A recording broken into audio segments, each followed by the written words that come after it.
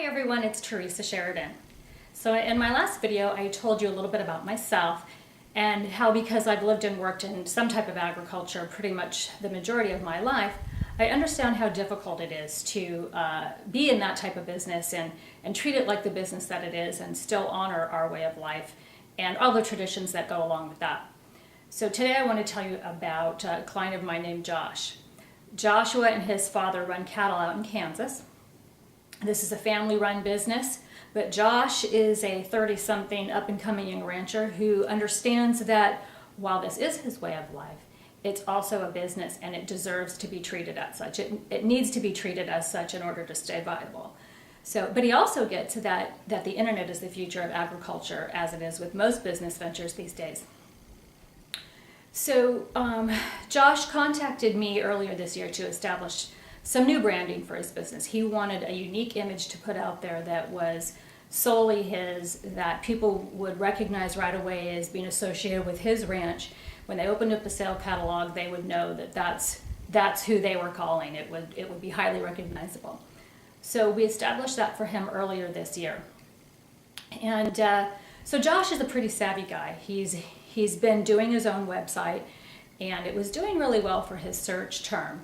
And while he was getting a lot of traffic to his website, people weren't really converting and contacting him, and he couldn't quite understand why that was happening. So he gave me a call, and we took a look at it together and made some notes and came up with a plan and put it into action.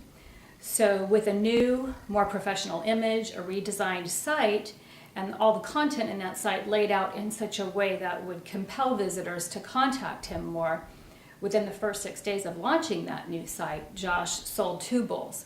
Needless to say, he was pretty happy with that result. So the point of this story is that, yes, the aesthetic does matter. I mean, perception is everything, right?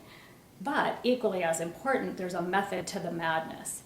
And knowing how to lay it out, knowing what compels people to click further into the site and contact you, knowing how to stay in touch with those people to keep them interested in what you have to say, can make all the difference. So that's a small part of what I want to help you with. And I've learned a lot of this by trial and error over many, many years.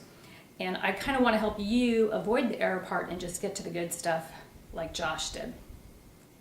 So keep an eye out for my next video, where I'll tell you about another one of my clients, a gal who's breeding horses here in California, and all the success she's having getting her incredible message out there, and getting her horses out there, how she's branded herself and established her unique identity in this pretty tough market that we're in. So thanks for listening. Stay tuned for the next video.